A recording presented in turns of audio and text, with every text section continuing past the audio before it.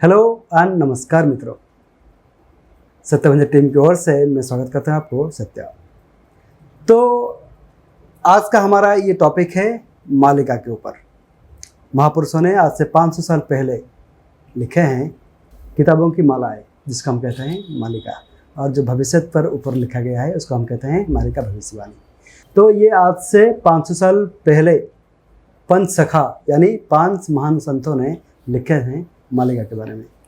तो ये मालिका के ऊपर आजकल तो बहुत सारे लोग वीडियोस बनाते हैं, लेकिन हमारा ये कहना है कि बहुत सारे डाटा ऑथेंटिक साबित नहीं होता है। कुछ लोग अपने फ़ायदे के लिए, उनके पता नहीं उनके क्या क्या इंटेंशन है, हमें तो पता बिल्कुल नहीं है, लेकिन वो लोग वीडियोस बनाते हैं और वो डाटा ऑथेंटिक नहीं होता है। और इस चैनल बनाने का हमारा मुख्य उद्देश्य वही है कि आप तक मालिका के ऑथेंटिक डाटा हम पहुँचाएँगे, और वो भी प्रामाणिकता के साथ। आप सबका कमेंट बॉक्स में एक रिक्वेस्ट था, मालिका गवेषक, मालिका रिसर्चर श्री पुलिन बिहारी पंडा के साथ आप एक वीडियो बनाइए। तो अभी हमारे साथ जुड़े हैं मालिका रिसर्चर श्री पुलिन बिहारी पंडा। आपका स्वागत करता हूँ मैं। धन्यवाद। दर्शक हमारी जानना चाहते हैं कि आखिर एक शॉर्ट इंट्रोडक्शन दीजिए आपके बारे में, उसके बाद आप बताइए एक्चुअल में मालिका है क्या। मेरे बारे में क्या देना है, मैं साधारण आदमी हूँ। 30 साल थोड़ा बहुत मालिका के ऊपर रिसर्च किया है। 20-30 साल का रिसर्च है मेरा। एक पुस्तक लिखा है कल की लीला के ऊपर, भगवान का ऊपर, कल के अवतार का ऊपर। बाकी ज़्यादा कुछ मेरे बारे में कुछ कहने का नहीं है। मैं गृहस्थ आदमी हूँ, कोई सन्यासी नहीं, कुछ नहीं। पैंट शर्ट पहनता हूँ, जैसे सब चलते हैं हमेशा ही चलता हूँ। आप लोग को एक हर टाइम में एक सवाल आता है आपका मन में कि मालिका क्या है। जी बिल्कुल। ये मालिका का जो लेखे हैं, जो पंच सखा जिसको हम बोलते हैं, वो लोग कौन है, वो क्या है, क्यों लिखे है वो ये सब चीज़, दूसरे क्यों नहीं लिखे, वो लोग क्यों लिखे हैं, इसका थोड़ा सा संक्षेप में आपको उत्तर देना चाहूँगा। ये जो पंच सखा है, अच्युत, अनंत, जगन्नाथ, बलराम, जसवंत है जसवंत, ये जो 5 सखा थे, ये प्रभु का अनन्य भक्त है, प्रभु का सखा है।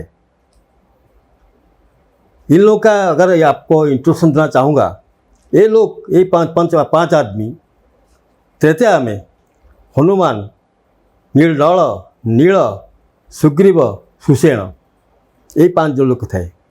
इसमें जो अच्युत है वो नल थे। ये लोग कलियुग में, एक द्वापर में 5 सखाओं के रहे इधर गोपनगर में, प्रभु के साथ खेल के लीला किया, बाल्य लीला किया। इन लोगों का नाम था सुदामा, दामा, सुदामा, सुबाहु इत्यादि 5 थे, भक्त थे। ये प्रभु का सखा थे। ये अभी कलियुग में वही पुनर्जन्म लिए ये 5 सखाओं के। इन लोग का प्रभु का निर्देश था कि मैं जो लीला करूँगा कलिशेष में, कली का अंत में, उसके बारे में तुम लोग लिखो। अच्युत दास जो है मुख्य है पंचसखा में, वो जिसका 10 साल हुआ था उम्र, वो अपना गांव का एंड में एक बटवृक्ष नीचे बैठ के साधना करते थे। वो तो परम जोगी है ना, कर्म जोगी है, धर्म जोगी है, सब जोगी है वो। तो साधारण टाइम में उसको निर्देश मिला प्रभु का, ये अगला कली के अवतार जब मैं होऊंगा उसके बारे में तुम लिखना चालू करो। तुम आया ही इसलिए, अपना रूप दर्शन दिए उसको, फिर उसको निर्देश दिए। उसके बाद जगन्नाथ टेम्पल में उसको पुनर्निर्देश आया। जगन्नाथ जी उसको बोले, ये तुम तुम्हारा काम चालू करो, लेट हो गया। फिर अच्युत दास लिखना चालू किया मालिका। मालिका क्या है? भविष्यवाणी। भविष्य में क्या क्या होना चाहिए, होने जा रहा है, क्या क्या घटेगा, क्या क्या होगा, कली का एंड में क्या होगा, कली कैसे एंड होगा, प्रभु कैसे आएंगे, कहाँ रहेंगे, उसका नाम क्या होगा, ये सब चीज़ वर्णना क्या है। कलयुग के जो लक्षण हैं वो सब भी है, कलयुग के जो लक्षण, हाँ वो सब भी। तो उसमें एक चीज़, अच्छा चीज़ जो दिया है मालिका में, तो कैसे मालूम पड़ेगा कलयुग खत्म होने जा रहा है। बिल्कुल बिल्कुल। कैसे हमको मालूम पड़ेगा कलयुग का अंत आ गया बोल के? हम तो पढ़ा है 4,32,000 वर्ष कलयुग है आयु, कि 5,000 साल गया है, फिर कैसे मालूम पड़ेगा कि कलयुग का अंत आ गया, कि क्यों आएगा? वो लोग बनना क्या है उसमें? विभिन्न पाप के लिए कितना कितना साल घट जाएगा कलयुग का आयु में। उसी हिसाब से घटते घटते टोटल हिसाब हो दिया है, इतना साल घट जाएगा, 4,27,000 साल घट जाएगा, ओनली 5,000 साल रहेगा कलयुग का आयु। और वो हिसाब दिया है कि अभी कब के कलयुग का आयु खत्म होगा, ये 5,000 साल कब खत्म होगा, that also they have written. उसमें कोई दोहरा नहीं कि कलयुग का अंत जब आएगा तो समाज पर क्या क्या घटेगा, कैसे मालूम पड़ेगा कि टाइम आ गया है। 3 मुख्य का वो चेतना दिया है उसमें, ये 3 चीज़ जरूर घटेगा। पहला चीज़ है, समाज में संस्कार नहीं रहेगा, सब कुसंस्कारी हो जाएंगे जी। समाज में, घर में कहीं भी संस्कार नहीं रहेगा, प्रभु का नाम कोई नहीं लेगा, सब अपना अपना काम में अपना अपना ये नाम में व्यस्त रहेंगे, धर्म में कोई व्यस्त नहीं रहेगा। जो रहेगा सब ऊपर दिखाने के लिए, लोगों को दिखाने का हम धार्मिक आदमी है, वो दिखाने के लिए करे काम। एक्चुअली उसका हार्ट में, उसका हृदय में कोई भाव नहीं रहेगा, कोई भक्ति नहीं रहेगा। यह पहला लक्षण जी। दूसरा लक्षण लिखा है, वो लोग जो शासक रहेंगे वो चोर जैसे काम करेंगे, लोगों को लूटेंगे, खुद का पॉकेट भरेंगे, दूसरा लक्षण है। और तीसरा सबसे बड़ा लक्षण लिखा है कि जाति और जाति के बीच में, देश और देश के बीच में, धर्म और धर्म के बीच में, संप्रदाय के बीच में कलह सृष्टि होगा, युद्ध लगेगा। और युद्ध लग गया पृथ्वी में, कहाँ अभी इधर हो गया तो कभी उधर हो गया, एक लोग दूसरे लोग को मारेंगे, और जैसे कुत्ता को मारते हैं ऐसे मारेंगे लोगों को। लोग मांसाहारी हो गए, मछली मांस खाने के लिए ज़्यादा आग्रह होगा लोगों का, वेजिटेरियन खाना कोई नहीं खाएगा। जैसे जो था अपना पास्ट में, अतीत में, जैसे आप लोग को जीवन धारण था, इवन 100 साल पहले जो जीवन धारण किए थे हमारा बुजुर्गों ने, हम लोग ऐसा नहीं करते हैं, हम लोग उसका अपोजिट करते हैं। अभी विपरीत है, जब विपरीत होता है, विपरीत जस्ट विपरीत होता है अभी।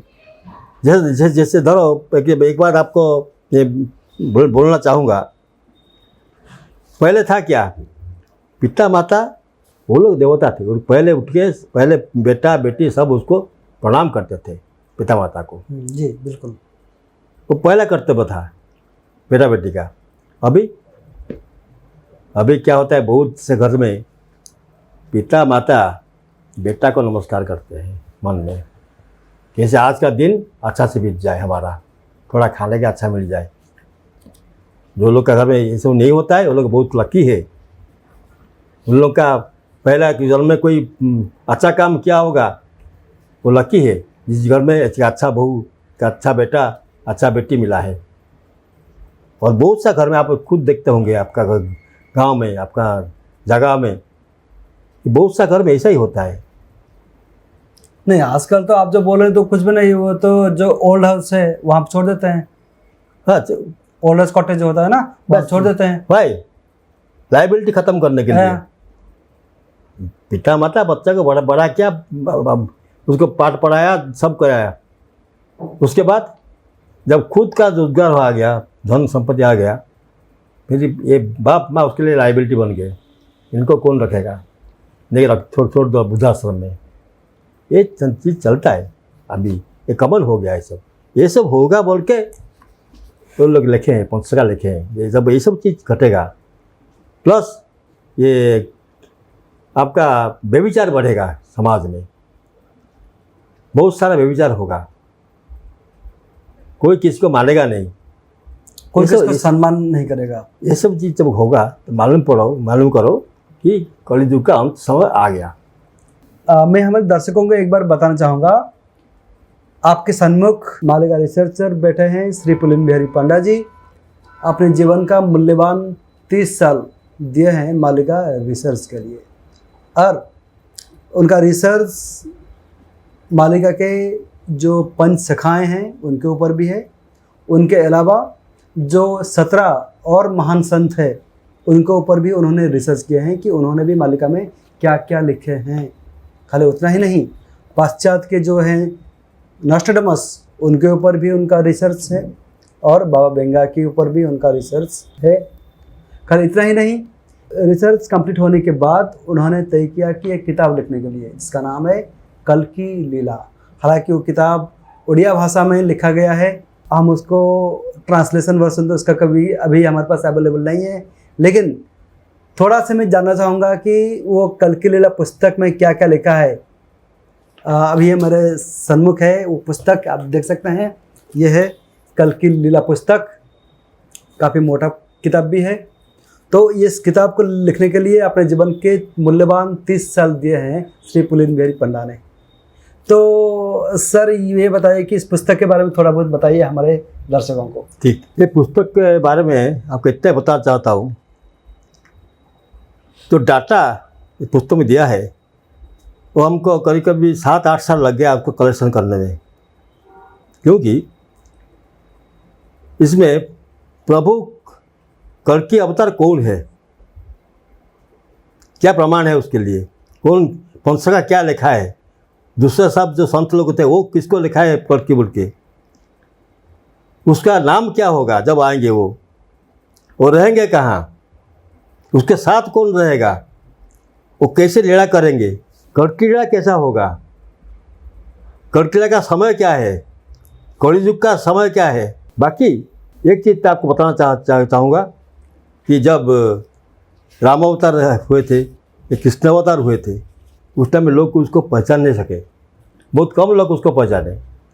अभी तो हम लोग का पास में इतना ज्ञान नहीं, धर्म नहीं है, तो हम लोग कैसे पहचानेंगे कल के अवतार को। उसके बारे में भी इसमें एक अध्याय है कि प्रभु को हम पहचानेंगे कैसे, क्या देख के पहचानेंगे कि प्रभु है बोल के। ये सब है, एक किताब लिखा हुआ है। तो अभी एक्चुअली इसका जो रीपब्लिकेशन अभी आ रहा है वो करीब 300 पेजेस का है। उस किताब में आपको ये मिलेगा कल की अवतार कौन है, कल के अवतार का नाम क्या है, भगवान कहाँ जन्म लेंगे, भगवान कहाँ रहेंगे, भगवान कैसे रहेंगे। श्री कल के अवतार को हम पहचानने के लिए उनके शरीर में क्या क्या संकेत हमें देखने को मिलेगा। भक्त और भगवान के बारे में भी लिखा गया है। अंश अवतार, एक होता है पूर्ण अवतार जो भगवान होते हैं, एक होता है अंश अवतार। अंश अवतार क्या है उसके बारे में भी यहाँ पे लिखा गया है। खाली इतना ही नहीं, मीन शनि योग अभी जो आने वाला है, मीन शनि योग, तो उसके बारे में लिखा गया है। 7 दिन 7 रात अंधेरा, उसके बारे में भी लिखा गया है। कल की लीला यानी आद्य लीला, आद्य लीला एक होता है मध्य लीला, एक होता है अंतिम लीला, उसके बारे में भी यहाँ पे लिखा गया है। तो ये सब चीज़ें यहाँ पे लिखा गया है। लगभग 300 पेजेस का ये किताब है। तो और क्या क्या लिखा है, जब मौका मिलेगा तब मैं महाशय के पास आऊँगा, श्री पुलिन बिहारी पंडा जी के पास आऊँगा और उनके साथ इस विषय पर हम बातचीत जारी रखेंगे। कैसा लगा आज का ये एपिसोड? तो सर आपको बहुत बहुत धन्यवाद।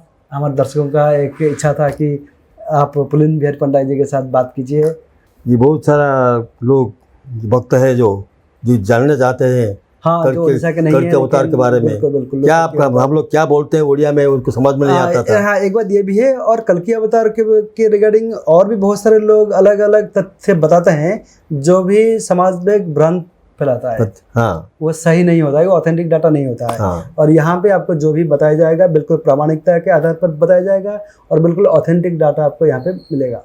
तो आपको बहुत बहुत धन्यवाद फिर एक बार हमारे चैनल की ओर से। तो आप अभी सुन रहे थे मालिका रिसर्चर श्री पुलिन बिहारी पंडा जी को, जो अपने जीवन के मूल्यवान 30 साल दिए हैं मालिका रिसर्च के लिए। तो जब इनसे बात करता हूँ एक चीज़ तो मुझे समझ में आता है कि 30 साल में एक्चुअली इतना मुश्किल काम ये क्या है मालिका का अध्ययन करना। एक्चुअली बात यह है कि पंच सखाओं ने जो किताब लिखे हैं, जो उस समय तो किताब नहीं था, उसमें पोथी था, जो पोथी होता है, कोडेक्स बोलते हैं, ओरिजिनल कोडेक्स। तो वहाँ पे उन्होंने लिखे थे। तो वो रैंडमली लिखा गया है और वो सब अंक में लिखा गया है और वो सब सांकेतिक भाषा में लिखा गया है, कोई डायरेक्ट नहीं लिखा गया है। उस चीज़ को समझना, फिर उसको अपने हिसाब से उसको आसान भाषाओं में ट्रांसलेट करके लोगों तक पहुंचाना, तो वही काम जो है, वो नेक काम जो है महाशय करते आ रहे हैं लगभग 30 साल से। कैसा लगा आज का ये वीडियो बताइए हमें कमेंट बॉक्स में लिख के। और आप पुलिन पंडा जी से और किस किस विषय पर सुनना चाहते हैं वो सब विषय पे आप कमेंट बॉक्स में लिखिए। मिलते हैं अगले वीडियो में, तब तक जय जगन्नाथ, जय पंचकर्मा। जय जगन्नाथ।